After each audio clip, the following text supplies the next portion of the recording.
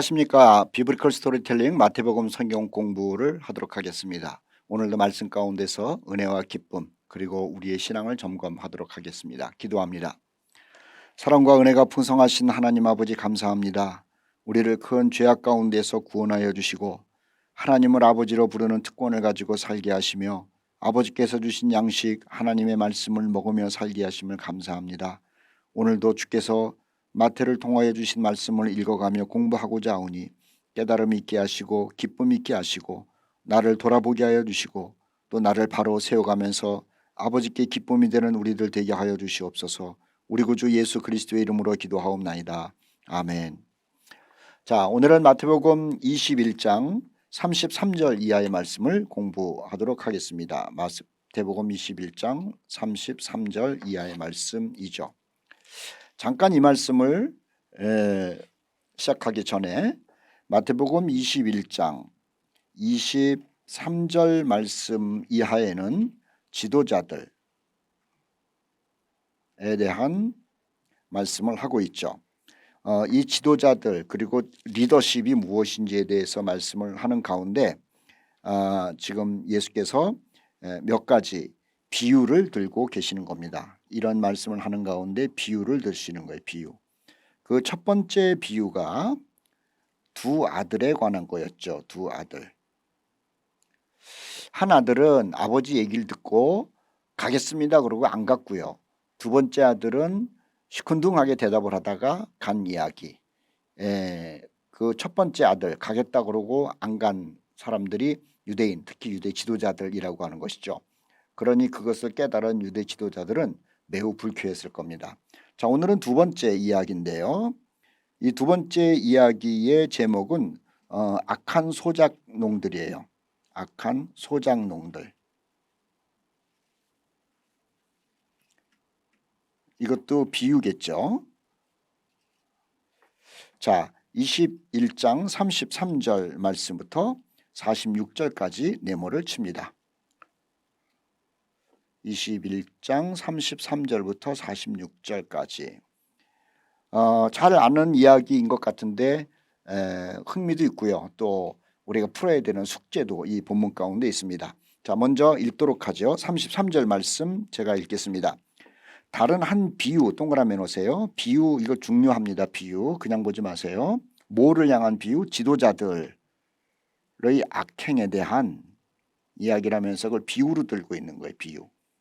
비유를 들으라. 한 집 주인이, 자 동그라미 놓으시고 한 집 주인, 일단 같이 동그라미 놓으십시오. 한 집 주인. 자 풀어갈게요. 이게 하나님이에요.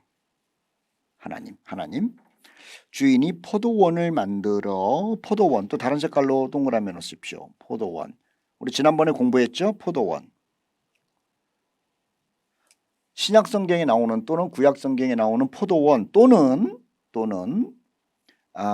무화과나무,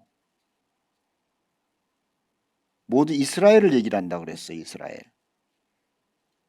자, 여기도 지금 한 집주인이 포도원을 만들었다라는 말은 하나님께서 이스라엘이라고 하는 나라를 만들었다라고 이해를 하면서 우리가 성경을 읽어가면은 이제 해석이 되고 있어요. 자, 그런데 어떻게 만들었냐면은 두 줄로 산 울타리를 두르고, 자 포도원을 만들어 가지고, 이거 주인이 한 일입니다. 주인 굉장히 중요해요. 주인이 한 일이에요. 산 울타리를 만들어 줬대요. 울타리. 그 다음에 그 뒤에 가면은 거기에 즙 짜는 틀을 만들고, 자 이번엔 또 즙 짜는 틀까지도 만들어 줬대요. 그 다음에 세 번째는 망대를 만들어 줬대요. 망대. 번호를 써면 좋습니다. 자 보세요. 울타리 1번, 즙 짜는 틀도 만들어 줬어요. 그 다음에 망대도 만들어 줬어요.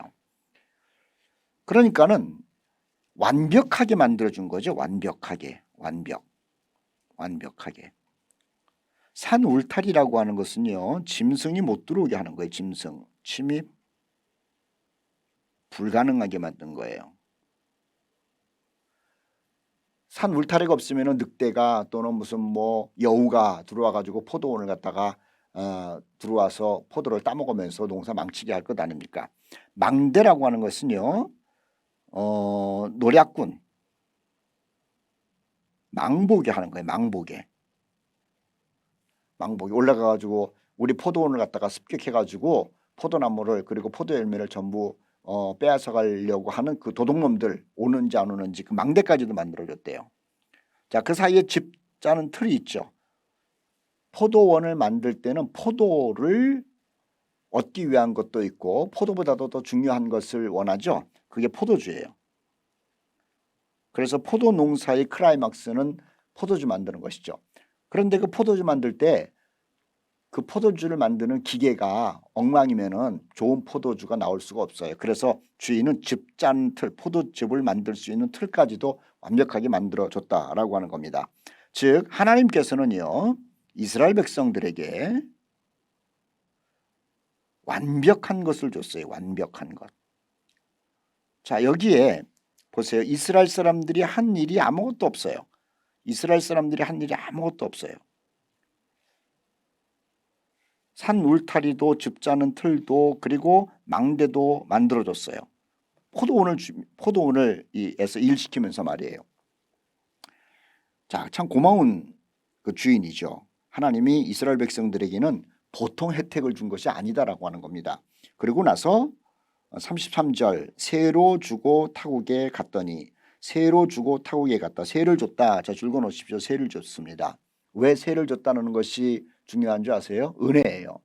많은 사람들이 있지만은 이 사람들에게 특별한 은혜를 베푼 거죠. 누군가가 일꾼으로 쓰임을 받는다라고 하는 것은 기분 좋은 거죠. 주변에 많은 나라들이 있었어요. 블레셋도 있고 아람도 있고 뭐 등등등. 그런데 하나님께서는 이스라엘이라고 하는 민족만 선택을 해서 완벽한 것을 만들어서 너희들이 여기서 일을 해라. 내가 너희에게 상급을 주고 보상을 주겠다. 이렇게 얘기를 한 것 아닙니까? 이스라엘 사람들이요. 받은 은혜가 굉장히 크다는 겁니다. 받은 은혜가. 자, 지금 우리가 마태복음을 읽고 있어요. 마태복음을 읽고 있는 독자들이 유대인들이 많다고 그랬죠. 그래서 유대인들에게 얘기를 하는 겁니다. 또 유대인들은 알아듣고 있는 거예요. 유대인들, 이스라엘 백성들은 정말 특별한 은혜를 받은 정말 복된 사람, 복받은 사람이다라고 하는 것을 인식시키고 있는 겁니다. 자, 계속 읽겠습니다. 34절 열매 거둘 때가 가까움에 그 열매를 받으려고 당연하죠. 이렇게 한없는 은혜를 베풀어 줬는데 열매를 좀 얻기 위해서 그런 것 아닙니까? 자기 종들을 농부들에게 보내니 자기 종들을 농부들. 자, 농부들 동그라미 놓으세요. 농부들, 농부. 이 농부들이라고 하는 것은 이스라엘의 지도자들을 얘기를 해요. 우리가 소위 이스라엘의 지도자들 그러면은 대제사장, 서기관, 바리새인들, 사두개인들 뭐 이런 사람들을 얘기를 하죠. 자, 그 사람들에게 하나님께서 일을 맡긴 거예요. 생명을 맺어라. 또 하나님의 영광을 나타내라. 또 하나님께 기쁨이 되는 일을 하라고 하면서 그런 열매들을 요구한 거예요. 자, 이 열매를 얼마나 맺었는지 또 열매를 걷기 위하여 종들을 보냈다는 겁니다. 34절 중간에 보세요. 자기 종들을 보냈다. 종들, 특별한 일꾼들을 얘기를 하죠. 선지자들을 얘기를 해요. 선지자들을 보냈어요. 35절 농부들이 자 이스라엘의 지도자들이 종들, 선지자들을 하나님이 보낸 선지자들을 잡아 어떤 사람은 심히 때리기도 하고 어떤 사람은 죽이고 또 어떤 사람은 돌로 치기도 하고 끔찍한 일이 벌어진 겁니다. 자 33절 36절 이렇게 표시해 놓으세요. 33절 34절은 이렇게 34 35 36이네요. 35 36 이렇게 두 절을 표시해 놓으세요. 두 절. 그리고 뭐라고 써놓느냐 하면은 끔찍한 일이 벌어짐 이렇게 써놓으세요. 끔찍한 일이 벌어졌어요. 자, 왜 끔찍한 일이 벌어지는 줄 아세요? 이유 첫째, 은혜를 잊은 겁니다. 두 번째, 주인이 무서움을 모른 거예요. 왜 이런 끔찍한 일, 주인이 종들을 보내서 농부들에게 가서 열매를 갖고 오라고 그랬는데 그 종들을 때리기도 하고 죽이기도 하고 돌로 치는 일을 했느냐? 은혜를 잊어서 그래요. 은혜를. 자, 이스라엘 백성들이 하나님께 선택을 받았죠. 그 가운데 지도자들이 있죠. 근데 이 지도자들이 하나님의 종들을 때리기도 하고 돌로 치기도 하고 죽이기도 하고. 왜요? 하나님으로부터 당신들이 받은 은혜가 얼마나 큰지를 잊은 거예요. 왜 잊었느냐? 타성화가 됐다는 거죠. 두 번째는 자신들에게 이 사명을 맡긴 하나님이 얼마나 무서운 분인지에 대하여 인식이 없었다라고 하는 거예요. 어쩌면 우리들도요, 하나님으로부터 특별한 은혜를 받아가지고 감사한 적이 있잖아요. 그리고 하나님께서 나에게 사명을 맡겨주셨다고 그래가지고 기뻐한 적이 있잖아요. 그런데 시간이 가면서 타성이 젖어가지고 감사할 줄도 모르고 나에게 사명을 주신 그 하나님에 대한 은혜도 잊고 살 때가 많다는 겁니다. 그리고 하나님 무서운 줄 모르게 되었다면요, 우리는 이스라엘의 지도자들이 하나님으로부터 호되게 심판받는 것처럼 우리도 그렇게 심판받을 거라고 하는 거예요. 자, 이 말씀을 통해 가지고 우리가 우리 자신을 한번 돌아볼 필요가 있는 것이죠. 자, 계속해서 보도록 하겠습니다. 자, 어디를 보냐면은 36절 말씀. 다시 다른 종들을 처음보다 많이 보내니 그들에게도 그렇게 했다. 자, 어디를 동그라미 하느냐면은 35절에 동그라미가 아니라 이렇게 별표를 해놓으세요. 종들.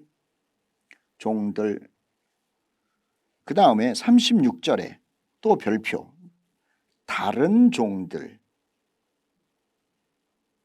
자, 이게 어떤 의미냐 하면은 하나님의 주인의 인내예요. 인내. 내가 종들을 보냈는데 때리고 죽이고 돌로 쳤어? 그러고 나서 당장 심판에 군인들 또는 심판을 보낸 것이 아니라 꾹 참으신 거죠. 그리고 다른 종들을 또 보냈다는 거예요. 그런데 36절 뒤에 보세요. 처음보다 많이 보냈는데 그들에게도 그렇게 하였다라는 것이죠. 37절에는요. 별표를 2개를 해놓으십시오. 이번에도 참았어요. 심판자를 보낸 것이 아니라 아들을 보내요. 이번에는 아들을 보내요. 37절 후에 자기 아들을 보내며 이르되 그들이 내 아들은 존대하리라 했더니, 자, 이 주인의 인내가 이렇게 대단했다는 겁니다. 하나님께서 이스라엘의 지도자들을 향한 인내가 굉장히 오래 갔다는 거예요. 한 번 잘못하면 심판 그것이 아니고 한 번 잘못했는데도 끔찍한 일을 했는데도 참으셨어요. 두 번째도 참으셨어요. 여러 번 참으셨죠. 그리고 인내 누구까지 보냈느냐? 아들까지 보냈다라고 하는 얘기예요. 하나님의 특징 인내입니다. 참아주심이에요. 38절 농부들이 하나님의 은혜를 받은 사람들이라고 써놓으면 좋아요. 그 농부들 잊어먹지 않기 위해서 하나님의 특별한 은혜를 받은 자들. 자, 1차적으로는 이스라엘의 지도자입니다. 누군 줄 알죠? 바리새인, 서기관, 대제사장, 사두개인들 등등 이런 사람들이에요. 자, 농부들이 은혜를 받은 사람들이 그 아들을 보고 서로 말하되 이는 상속자니 자 죽이고 그의 유산을 차지하자 하고, 자, 거기다 또 줄거놓으시고 우리가 주석을 달아봅시다. 서로 말하되 악을 합심합니다. 혼자 악을 범할 용기가 없거든요. 사람들은. 그래서 악을 행하는 사람들은 말이에요. 같이 뭉쳐요. 악을 행하는 사람들이 혼자 막 악한 일을 하고 못된 일을 하고 그럴 용기가 없어요. 그래서 악한 일을 할 때는 항상 두려움이 있거든요. 그런데 그 두려움을 희석시키기 위해서, 그리고 깡다기 객기를 부리기 위해서 사람들이 뭉치는 거죠. 두려움을 이기기 위해서 뭉치는 거예요. 그런데 정의를 행하는 사람 보세요. 정의를 행하는 사람들은 사람 모으지 않습니다. 진리는요, 너랑 나랑 합해서 하자 그러질 않는 거예요. 진리면은 자기 혼자 목숨을 거는 거예요. 악한 사람들은 혼자 목숨 거는 경우가 거의 없죠. 그래서 서로 의논을 하는 겁니다. 자, 바리새인들이 그랬어요. 사두개인들이 그랬어요. 대제사장들이 그랬어요. 저들은 항상 혼자는 아니고요. 바리새인 들끼리, 사두개인들끼리, 대제사장들끼리, 그리고 또 겁이 나면은 철천지 원수였던 사두개인과 바리새인이 서로 또 연합을 해요. 철천지 원수였던 대제사장과 헤롯이 또 연합을 해요. 서로 의논을 해가지고 악을 행하더라고 하는 것이죠. 자, 여기도 마찬가지입니다. 38절 말씀에 농부들이 그 아들을 보고 서로 말하되, 동그라미 놓으세요. 서로 말하되. 왜 서로라는 말 지금 기록했는지 아시죠? 이는 상속자니 자 죽이고 그의 유산을 차지하자 하고, 지금 겁먹은 사람들이 단합을 해가지고 악한 일을 하는 겁니다. 39절 말씀, 이에 잡아 포도원 밖에 내쫓아 죽였느니라. 자, 우리가 여기에서 읽으면서 지금 이 아들이라고 하는 존재가 예수님이라고 하는 이야기를 하고 있구나라는 것을 인식했을 거예요. 그 앞에는 여러 종들을 보냈다. 근데 그들은 선지자라고 지금 우리가 깨우쳤잖아요. 그러면 아들은 누구냐? 예수라는 생각 누구나 다 했을 겁니다. 그런데 지금 예수께서는 마태를 통해서 이 본문에 이런 얘기를 하죠. 이에 잡아 죽였다라는 말을 하지 않고 포도원 밖에 내쫓아 죽였다라는 말을 해요. 자, 그것도 우리가 관심 가져야겠죠? 그냥 죽였다가 아니라 포도원 밖에 내쫓아서 죽였대요. 성령께서는 마태를 통해 가지고 아주 의미심장한 이야기를 하고 있는 겁니다. 자, 이 얘기가 뭘까요? 포도원 밖에 이방인에게 죽게 만들었다는 거예요.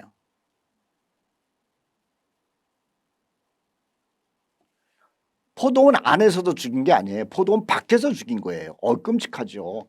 예수님이 어떻게 죽으셨습니까?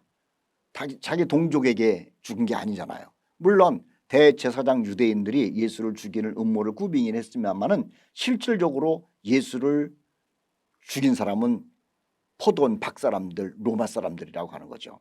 여기에서 예수님께서는요, 자신의 죽음이 어떤 죽음인지를 지금 알고 말씀하시는 거예요. 예수님께서 순환에 대해서 여러 번 말씀하시지 않았습니까? 내가 대제사장과 장로들에게 어쩌고 저쩌고 그리고 죽을 것이다 라고 얘기를 했는데, 이번에는 더 구체적으로 얘기를 하는 거예요.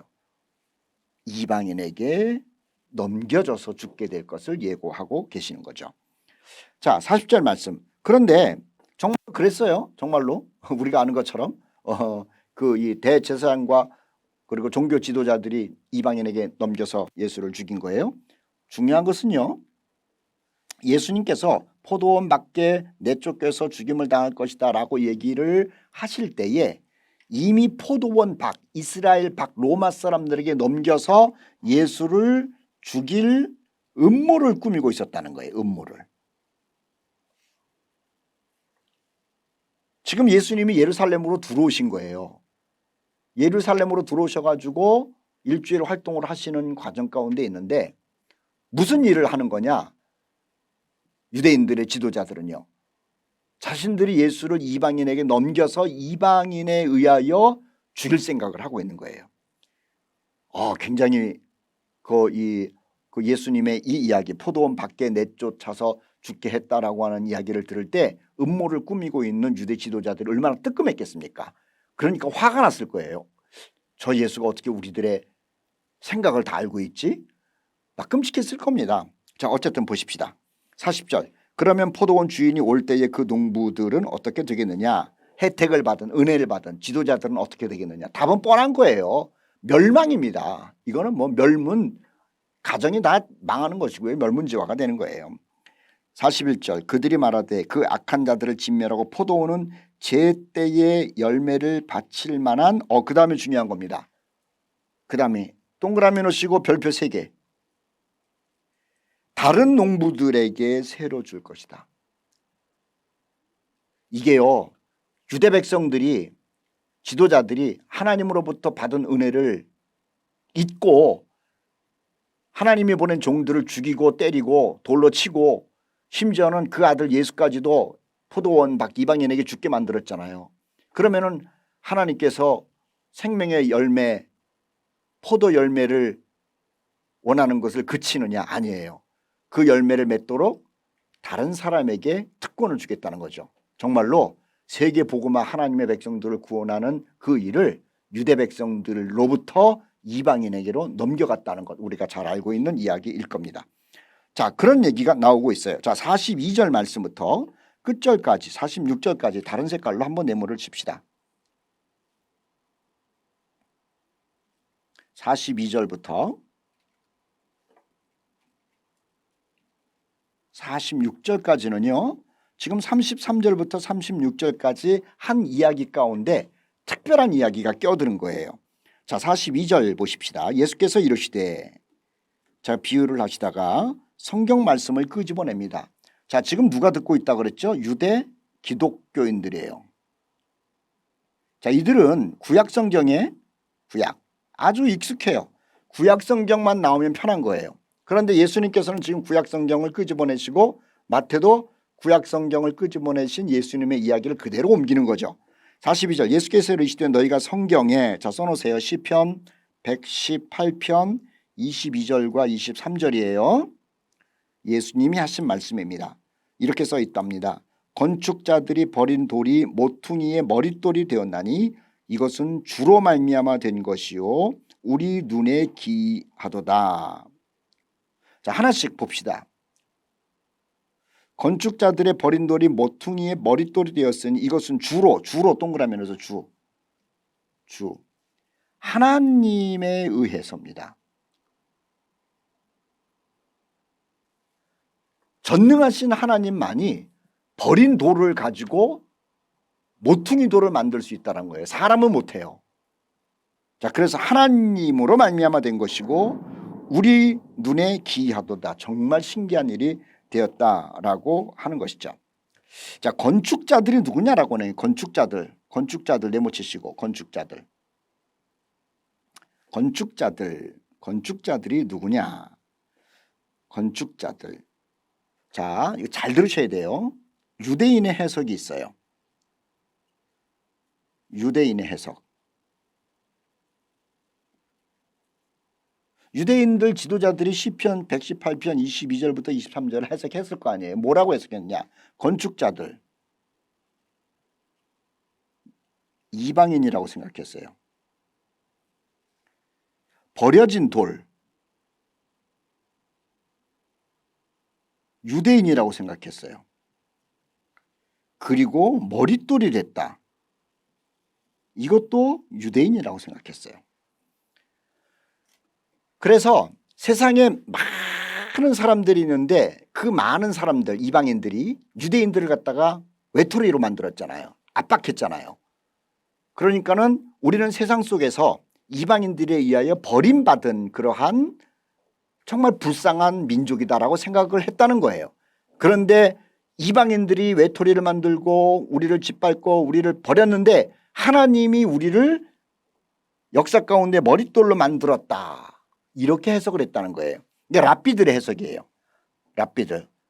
근데 유대인들은 이 얘기를 듣고 나서 맞다고 그럴 수 있을 것 아니에요. 그런데 예수님께서는 너희들 진짜 잘못 해석했다는 거죠. 진짜 잘못 해석했다는 거예요. 자, 예수님의 해석은 이겁니다. 건축자들이 누구냐? 유대 지도자들이라는 거예요. 유대 지도자들이 누구를 버렸느냐? 아들을 버렸다는 거예요. 하나님의 아들. 그런데 이 하나님의 아들이 생명의 집을 짓는데 머릿돌이 되었다는 거예요. 머릿돌. 머릿돌이라고 하는 것은요, 시작돌이라는 겁니다. 주춧돌이라는 거예요.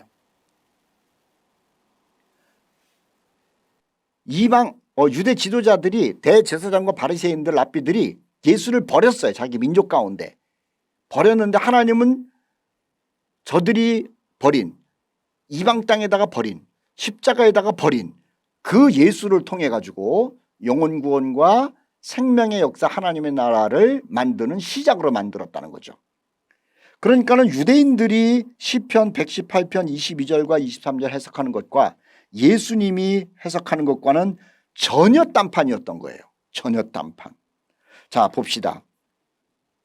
43절 그러므로 내가 너희에게 이르노니 하나님의 나라를 너희는 빼앗기고 너희 농부예요. 1차적으로는 하나님의 나라 포도원을 농부들은 빼앗기고 자 하나님의 나라 누가 빼앗기느냐 하나님으로부터 1차적인 특권을 받은 지도자들은 빼앗기고 그 얘기예요. 그 나라의 열매 맺는 백성이 받으리라. 줄거놓으세요. 그 나라의 열매를 맺게 하는 백성, 이방인들이 하나님의 나라를 받는다는 거예요. 마태는 지금 여기서요, 선교의 주체가 바뀌는 얘기를 지금 하고 있는 겁니다. 아, 참 대단한 얘기죠. 물론 거기에 대한 확신도 있었어요. 왜냐하면 이방인들로 말미암아 선교가 막 이루어지는 65년 또는 70년에, 유대인들은 선교 안 하고요, 65년 70년에 마태가 지금 선교하는 걸 보니까는 이방인들이 세계 선교를 하고 있거든요. 농부의 역할을 하고 있거든요. 그래서 이 말을 쓸 때에도 확신이 있었던 것이죠. 유대 지도자들은 하나님의 나라를 이루는 데서 쫓겨나고 이방인들이 하나님의 나라를 이루어가면서 포도 열매를 맺는 특권을 누리게 됐다라고 하는 겁니다. 44절, 이 돌 위에 떨어지는 자는 깨지겠고 이 돌이 사람 위에 떨어지면 그를 가루로 만들어 흩을 것이다. 머릿돌, 하나님이 선교 역사에 하나님의 나라의 주춧돌로 만든 그 예수님을 건드리면 박살난다는 겁니다. 예수 건드리면 박살난다는 거예요. 그런데 보세요. 이스라엘 백성들이 하나님의 아들, 하나님이 머릿돌로 삼은 예수를 박살냈잖아요. 십자가에서 건드린 겁니다. 그 이후로 어떻게 됐습니까? 예루살렘 성전은요 70년에 다 무너지고요. 그리고 2000년 동안 진짜로 박살난 것 아니에요. 그 말씀대로 된 것이죠. 45절 보세요. 대제사장들과 바리새인들이 예수의 비유를 듣고 허허 동그라미 자기들을 가리켜 말씀하신 줄을 알고, 자기들 그래가지고 예수를 잡으려고 그러는데 무섭죠. 왜냐하면 당시에 6월절 상태니까는 사람들이 많이 몰려 있었어요. 예수를 따르는 자들도 있었고 예수를 호산나는 자들도 있었고. 그런데 그들 앞에서 예수를 잡았다가 대제사장들이 그리고 이 바리새인들이 개망신 당할 것 같으니까는요 차마 예수를 잡지를 못했다는 것이죠. 자, 여기서 조금 더 우리 주석을 한번 보도록 하겠습니다. 자, 이 이야기가 이렇게 간단하게 끝나는 것 같은데 조금 더 생각하면은 재밌는 게 있어요. 자, 지금 아들을 죽였다. 아들 이야기가 나와요. 그 다음에 이 이야기가 건축, 돌 얘기가 나와요. 돌. 자, 여러분들은 신학을 공부 안 하셔가지고 이 이야기가 좀 낯설 수가 있는데 아들이라는 말이 벤이라는 말이에요. 벤. 근데 돌이라는 말은요 에벤이라는 말이에요. 에벤. 우리가 들어보셨어요? 여기까지 하나님이 인도하셨다라고 하는 돌을 세웠어요. 에벤 에셀, 돌을 기념해서 세움. 자, 아들이라는 말이 벤인데 벤. 돌은 에벤이라는 말이에요. 에벤. 그러니까는 돌을 버렸어요. 아들을 버렸어요. 버린 돌을 가지고 하나님이 기초석을 만들었어요. 모퉁이 돌. 아주 중요한 돌을 만들었어요. 사람들이 버린 이 아들을 통해서 없어서는 안 되는 생명의 기본이 됐어요. 생명의 기원. 그래서 예수님은 아들 이야기를 하시면서 비유 속에서 아들, 죽임을 당한 아들 얘기를 하면서 건축자가 버린 돌 이야기와 연결을 시키고 있는 것이 아닌가라는 생각을 하게 되는 것이죠. 자, 여기서요 돌 얘기를 한 번만 더 할 테니까는 보세요. 그냥 간단하게 하십시다. 성경에 나오는 돌 이야기가 있어요. 돌 이야기. 성경에 나오는 이 돌 이야기. 첫째는 이사야 8장 14절에 이사야 8장 14절에 주님은, 이게 주님이 돌이라는 거예요. 주님은 성소의 돌 또는 걸림돌 될 것을 예언하셨어요. 이 말은 뭐냐면 주님을 받아들이면 성소의 돌, 은혜 안에 들어가는 것이고 받아들이면 받음. 거절하면 예수 때문에 인생이 이거 참 고달파진다는 거죠. 이거는 하나님의 저주를 받는다는 거예요. 걸림돌이 될 것을 이사야 8장 14절에 기록을 해놓았어요. 나중에 따로 공부하세요. 자, 두 번째 이야기입니다. 두 번째, 이사야 28장 16절 말씀을 보면 주님은 시험하는 돌이에요. 시험하는 돌. 시험하는 돌. 그리고 귀한 돌. 또 다른 말로는 이 돌을 의지하면 사람이 조급해지잖아요. 자, 설명할게요. 시험하는 돌이다라고 하는 것은 예수에 대한 믿음을 갖는지 갖지 않는지를 시험해요. 예수님은 자기를 믿는지 믿지 않는지에 대해서. 우리 신약성경에 많이 나오죠. 예수님은 참 귀한 돌이라는 것이고요. 예수님을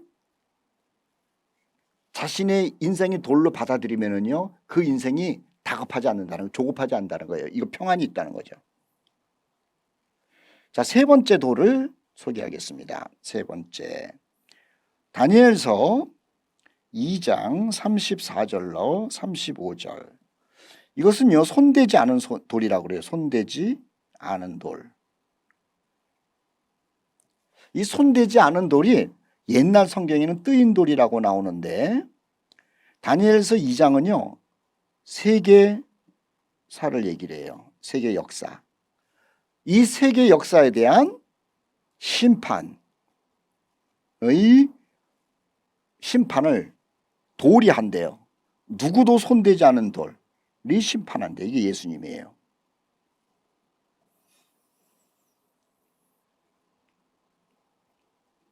다니엘서 2장 40 다니엘서는 다 죄송해요. 지금 마태복음 21장 44절에 지금 얘기한 구약성경에 나오는 돌에 대한 이야기들 있죠. 성소의 돌, 걸림돌, 뭐 조급해지지 않고 귀한 돌, 손대지 않은 돌, 이게 다 예수님을 얘기하는 건데, 예수님, 이 예수님을 44절 가서 다시 읽을게요. 이 돌 위에 깨어지는 자는 깨지겠고 이 돌이 사람 위에 떨어지면 그를 가루로 만들어 흩을 것이다. 이 돌 예수님 건드리지 말라는 겁니다. 자, 구약 성경에서도 이 돌을 오실 예수님 메시아로 얘기를 하고 있는데, 그리고 지금 메시아가 왔는데 이 메시아를 건드리면 안 된다는 거예요. 그런데 지금 이 농부와 소작인에 관한 이야기를 읽으면서 농부의 아들이, 아니 주인의 아들인 누굽니까? 아들을 갖다가 건드린 거 아니에요. 누가? 종들이, 아니죠, 농부들이. 그래서 이 농부들이요 주인에게 멸망당한 거예요. 징계를 받고. 그리고 그 은혜는 이방인에게 넘겨간 거예요. 하나님의 아들 예수 그리스도 건드리지 않아야 되는데 유대 지도자들이 음모를 꾸미면서 건드린 거예요. 그래서 그들이 모든 하나님의 은혜를 이방 사람들에게, 이방 교회에 빼앗기고요. 그리고 저들은 2000년 동안 어마어마한 고통을 받으면서 살았다라고 하는 것을 우리는 역사를 통해서 아는 사람들이라고 하는 것이죠. 지도자들에 대한 심판이 어떻게 벌어지고 있는지 예수님의 이야기를 마태가 유대 기독교인들에게 지금 적나라하게 하고 있는 겁니다. 자, 우리는 지금 어떤 마음으로 주께서 주신 사명을 감당하고 있는지 생각하시고요. 유대 지도자들이 걸어갔던 그 길을 걸어가지 않도록 옷깃을 여미고 늘 감사하면서 죽도록 충성해야 할 것입니다. 다음 시간에 만나겠습니다. 고맙습니다.